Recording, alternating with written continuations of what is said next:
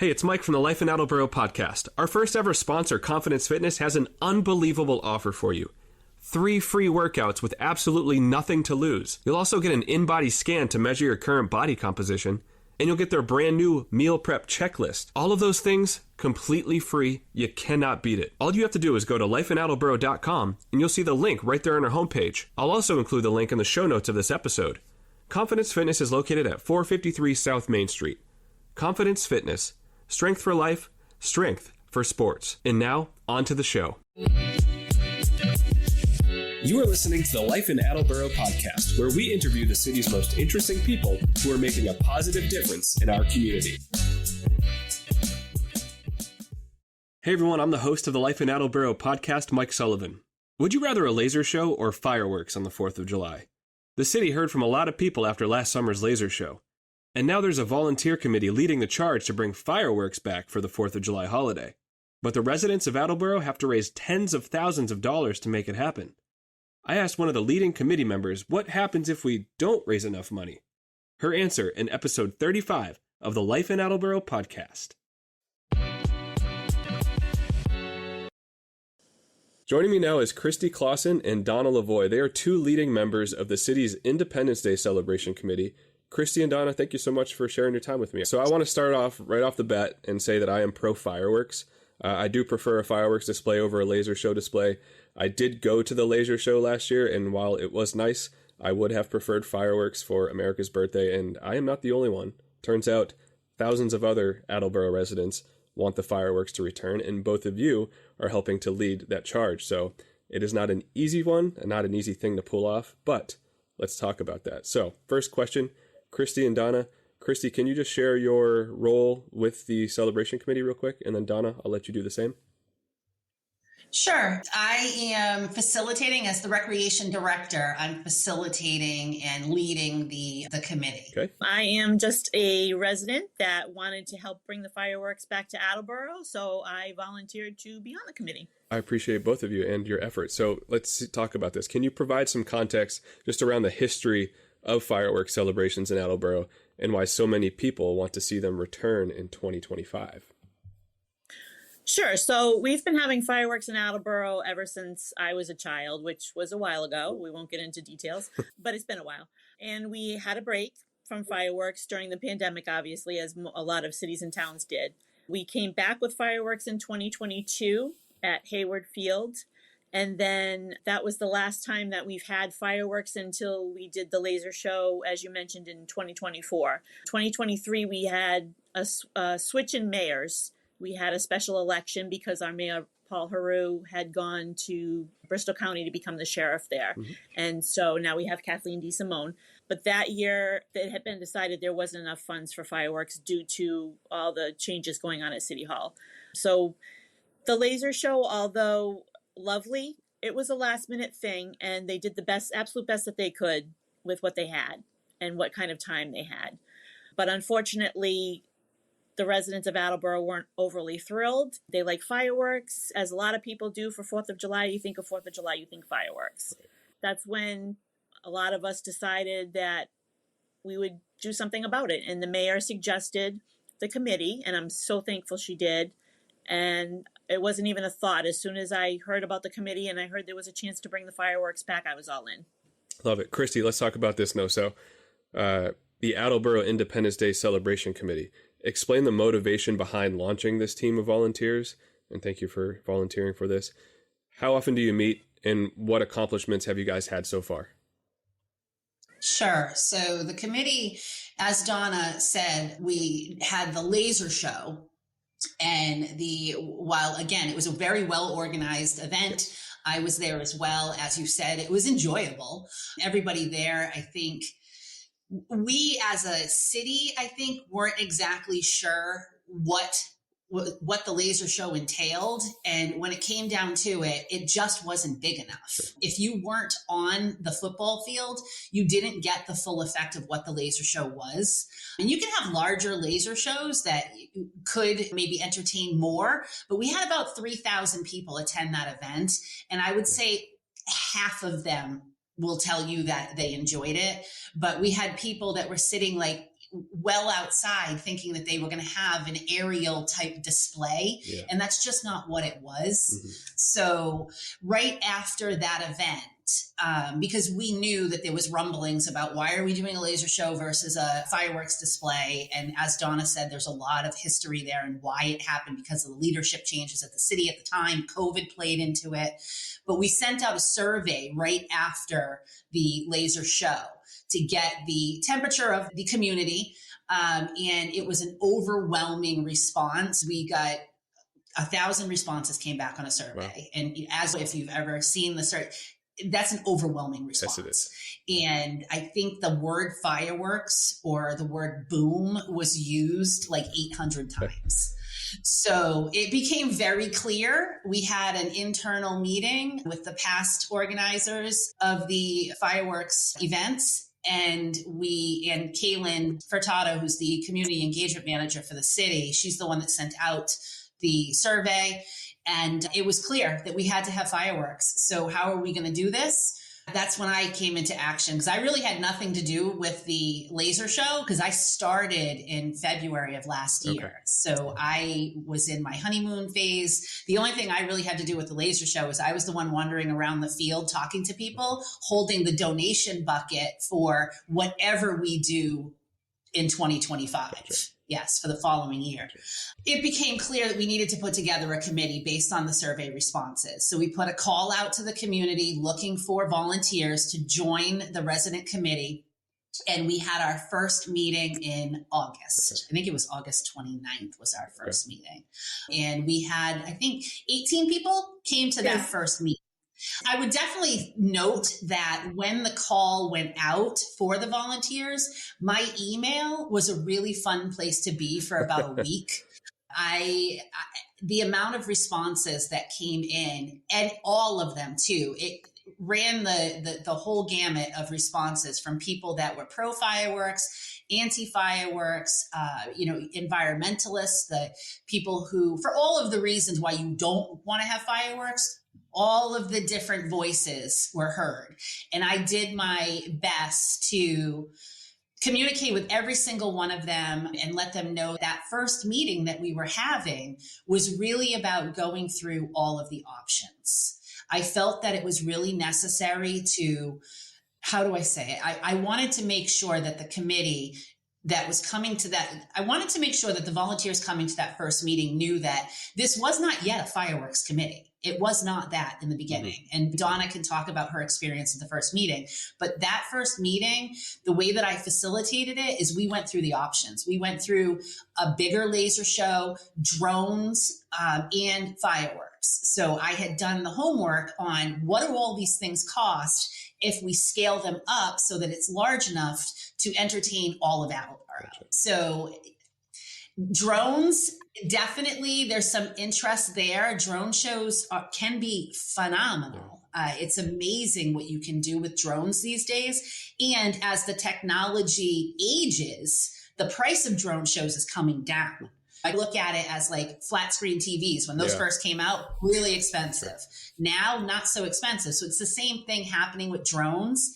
And if you look at other municipalities throughout the country, for various reasons, a lot of municipalities are moving towards drone shows. So it's definitely a topic of conversation that continues, but the overwhelming response from the people that did come out and want to volunteer to make this event happen was fireworks. Yeah. Christy, thank you for putting some context around all that. So it started as just a 2025 kind of celebration committee and evolved into a fireworks committee. So let's talk about this year, 2025, the event itself, the goal. So let's talk about the date, location, and what people can expect if we're able to pull this goal off. Go ahead, Donna. The location is to be determined. There are a lot of factors to take into consideration when you're choosing a location for fireworks. You have to think of safety first, which involves the fire chief, the police chief. There's a lot of discussion about details and how many officers you'll need. So it's really complex, more so than I think a lot of the public realizes. But it will be on July 3rd. When we have a location, we are more than happy to announce that as soon as we have it set in stone. And we're just looking forward to having a big celebration with the entire city and anyone else that wants to come. We're so excited to be doing this and to be bringing back the fireworks and to make it a family event, not just have come at 9, see the fireworks, but have like face painting and food trucks and a few other things that I'll leave as a surprise. But we're really looking forward to making it a big community event. All right, so all of this sounds amazing, and I'm in for it. But it's not as easy as it might sound. These things cost money, quite a bit of money. So how much money do the residents of Attleboro need to help raise? And why is it on us as a community to raise that money? One thing I just want to back up for a second and add to what Donna said about the location, because unfortunately we don't have a location yet. We're getting closer, and we were hoping that we would have it this week so we could announce it here with you, but unfortunately we can't. But what I can say about the location is I truly appreciate the thorough work of our fire and police. They are vetting all of the options, to launch fireworks, to use the larger. I've learned so much about the different sizes and shells and what an aerial display looks like and what the safety perimeter needs to be based on the size of the shells you're using. And I know that the Hayward Field has been traditional in the past, but the high school just offers so many more amenities. There's bathrooms there. There's a lot of reasons why we're really trying to explore all of the possible locations, because we're standing this event back up from nothing. Mm-hmm. It's a brand new committee, so it's not the way that it's been done in the past. It used to be facilitated mostly by city council, and now it's being facilitated by residents. It's being organized by residents. So we're working through some kinks on deciding what the location is, but we're very optimistic that we're going to have a location within the next 2 weeks. Okay. It is July 3rd. We do have a pyro company. We're working with Ocean State Pyrotechnics. They are locked in for July 3rd. Right. So it is 100% happening, but I do want to make sure that we thank our fire and police for the thorough work that they're doing. My role is to really advocate for what the committee wants, their preferences, as they come up with the different options for the venue and for the launch spot. I take it to fire and police. The fire prevention team has to go out. They have to look at all of the different reasons why we might or might not be able to use those locations. Gotcha. So there's a lot of factors that go into deciding it, but I think that once we do get through the hurdle of choosing the venue for this year, then we're not going to have to do it again in the following years. We'll have our venue spot. Okay. So we're just being very thorough right now. So we apologize that we can't quite yet announce the launch spot, but we're getting there. Beautiful. So now speaking about the budget. So the budget, as Donna said, there's a lot that goes into it. The pyro show itself is $25,000. Okay.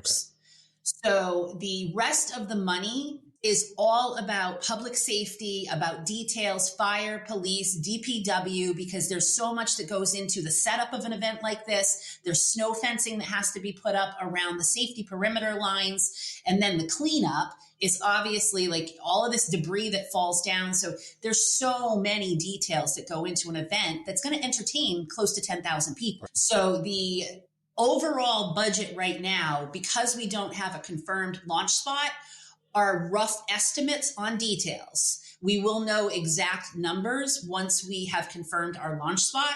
But as of right now, the estimated detail costs bring the event to $66,000, with $25,000 of that going directly to pyro. Now, what the general public isn't aware of is that this is not funded by tax dollars. There is a very small piece of the budget. There is a special events line at the city level that we got special permission through city council to use for this year, since we were starting from nothing. Because normally when you're fundraising for an event like this, you're fundraising for the following year. Right. We're fundraising for this year and for next year, because don't forget, next year is the 250th of the country. Yep. That's going to be even bigger than what we're trying to do right now. Right now, I'm just trying to get fireworks up in the sky for this year. We're really looking at next year to build on what we're trying to start this year. So right now, like I said, the rough estimate on the budget is $66,000, with $25,000 of that going directly to pyro, the rest of it being detail, entertainment, all of those things. And we just clocked $36,000 raised. Okay. So we still need another $30,000. Gotcha. And again, while there's a little piece of that came from the city this year, everything else is from donations. And while we can't make anyone donate money, we can ask, and we can ask again, and we can ask again. Right. So this is a great opportunity for us to ask, because it can't happen without these donations. Christy, good answer. So Donna, besides monetary donations, what else can the community do? Or what else can listeners do to help ensure we raise this amount of money to have an awesome time on July 3rd?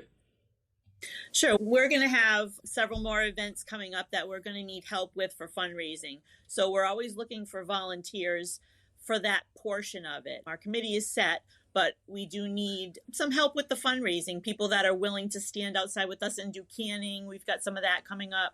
We have our signature event that we're working on. We're going to need volunteers to help with that. Every little bit helps. We really appreciate the donations. We definitely need the donations. If you're in a situation where you can't donate your time, that would be lovely. It would be helpful, and you would be a big part of helping us bring the fireworks back this year. And to donate your time, what do you mean by that? What can we do if we want to donate our time? What kind of role are you talking about?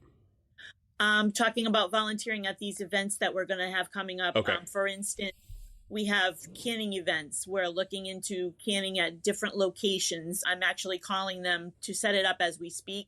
It's not going to be until April or May because we don't want anyone freezing out there in the cold. But when we do have these events, we need all hands on deck. We need not just the committee, but city residents who are willing to give us their time if they can't donate their money. Gotcha. Christy, I'm going to throw you a curveball here. What happens if we don't raise $66,000?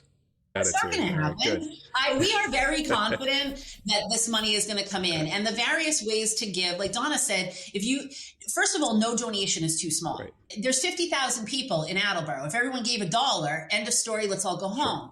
So, and I'll see you on July 3rd. So I understand that some people don't want to donate to it. That's fine. But I'm very confident that we're going to reach our goal. We have a lot of plans coming up. As Donna said, we're going to start our canning campaign, which has been very popular historically. It has raised a significant amount of money for the fireworks events in the past. We actually are kicking off our canning Super Bowl weekend at Yankee Spirits. Cool.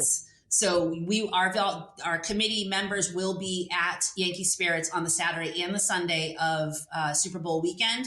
It's a popular venue, I hear, on Super Bowl weekend. Yeah. So we'll be standing there and trying to collect money that way. The other ways that you can give is you can visit the City of Attleboro website, go to the recreation page, the 4th of July events. The link to donate is right there. You can mail your checks in to City Hall at 77 Park Street, make those checks payable to the City of Attleboro Fireworks Fund. And also, as Donna said, visit us at any of the different events coming up. We are going to be at, as I said, the Yankee Spirits, and then we're going to be frequenting the Attleboro Winter Market at La Salette. Donna was there just last weekend, was it? I think it was. And yeah. Fantastic. For a suggested donation of $20, you get one of our wonderful Independence Day t-shirts. Oh, cool. The logos were designed by our committee members, which is that's even something more to be proud of for this committee. One of the things I have to say about the committee that I would really like to note and fit in here is, when I came into this, I was voluntold. On day one, I was told that you're going to have to facilitate fireworks. And in my first year, raising $66,000 to blow it up I was a little uneasy about it. But after educating myself on how to organize fireworks and then also putting together this committee, the committee's become a family. The friendships that have blossomed out of this committee is something that I look forward to our committee meetings, because these are people from all different walks of life that otherwise probably wouldn't have met. But they came together for this common goal of bringing this wonderful event back to the city of Attleboro, and watching them become friends it's really been heartwarming. And that's the type of pieces of the work that keep us going every day. That's awesome. Because our meetings are after hours. I'm volunteering some of my time here too. This does not fall within my normal schedule. So we're all showing up and giving our time to pull this event back together. How often do you guys meet? So we were meeting every week. I would say for the first couple of months, we were meeting every week just because there's just so much work to do.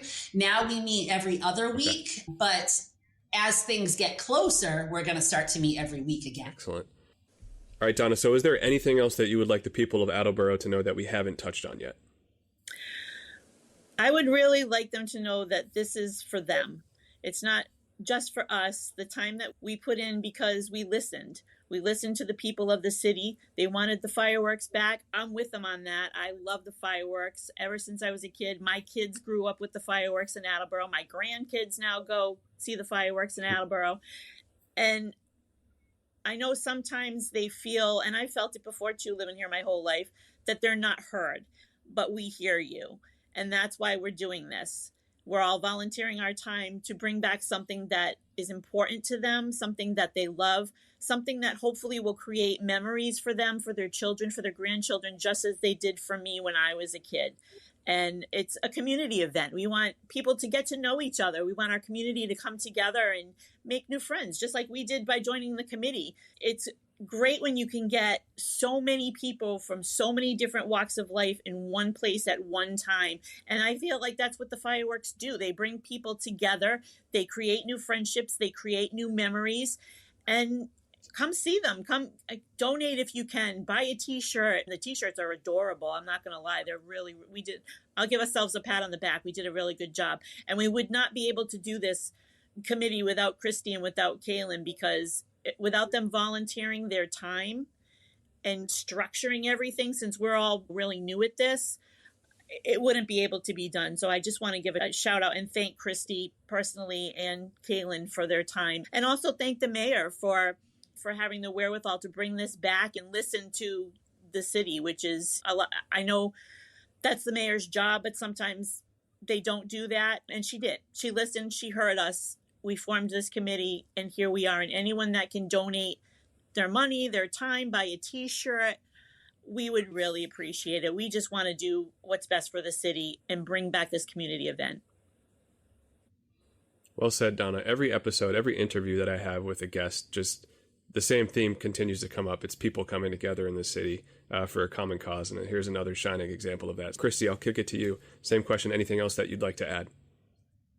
Sure. I can second what Donna said. On day one, Mayor DeSimone looked at me and said, "Oh yeah, you're going to be also organizing fireworks." So she did listen. I know the year that they didn't have fireworks or a laser show, she felt like she was taking Christmas away from the community. So she is listening, and she heard, and this did start with her appointing people to make this happen. So I appreciate Donna noting that. And also thank you for the little shout out there. I genuinely do enjoy the committee meetings and getting to know all of you. As someone who's not native to Attleboro, this has been a wonderful opportunity to work with and meet the residents outside of the whole sports world. What I'd like to make sure that we add is the ways to communicate with us. You can like our Facebook page. Please like our Facebook page. And then also we have our own Gmail, the Attleboro 4th, FORTH @gmail.com. So Attleboro 4th @gmail. So if you are interested in volunteering, shoot us an email, share our Facebook page. It's the Facebook page name, Attleboro Independence Day Event Committee. That is the name of the Facebook page.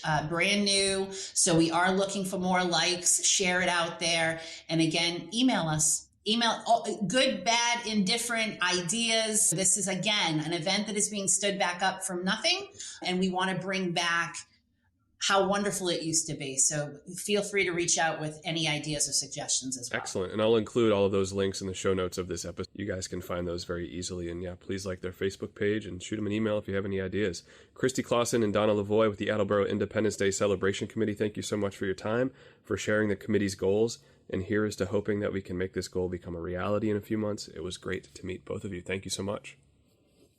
You as well. Thank you. Thank you, Mike. It was great to meet you. Yeah, it was great to meet you. It was great to be part of this podcast. I see how popular your podcast is getting. It's a wonderful service that you're doing for the community, and thank you for that. Thank you so much. That means a lot to me. I appreciate it. Take care. I certainly hope to attend this year's fireworks celebration on July 3rd, but we still have a lot of money to raise. If you'd like to make a donation, I'll include the link in the show notes of this episode. And thank you, Christy, Donna, and the rest of the special committee working hard to make it happen. Hey, I want to tell you about our new sponsor, Hoban Accounting Services. If you're a small business owner, you know how much of a hassle it can be to keep track of every penny earned and every penny spent. But thankfully, Hoban Accounting Services is on a mission to heal your headaches and fizzle your frustration when it comes to crunching those pesky numbers. Hoban Accounting Services has helped local businesses for more than 7 years. That's when Nicole Hoban, a proud mother of twin girls, launched her business. She's a QuickBooks Pro Advisor with tons of awards to her name. If you mention the Life in Attleboro podcast, you'll get 10% off for your first 6 months. If you'd like to support a small business owner in our city, just tap the link in the show notes of this episode and Nicole will be in touch. Hoban Accounting Services. A great bookkeeper should be an asset, not an expense. Have you signed up for the Life in Attleboro email list? More than 950 people have. If not, you're missing out on exclusive benefits, including early access to every new podcast episode, special savings at Attleboro restaurants and businesses, behind-the-scenes video and insight, and you'll stay in the know about cool events in our great city. Just go to lifeinattleboro.com, and you'll see the sign-up display right there on the homepage. You'll also see the sign-up button at the top of our Life in Attleboro Facebook page. And if you know someone who would make a great guest on our podcast, please shoot us an email at lifeinattleboro@gmail.com. Life in Attleboro is a great thing. Support our community, promote positivity, and make a stranger smile. Have a great day, and we'll see you in the next episode of the Life in Attleboro podcast.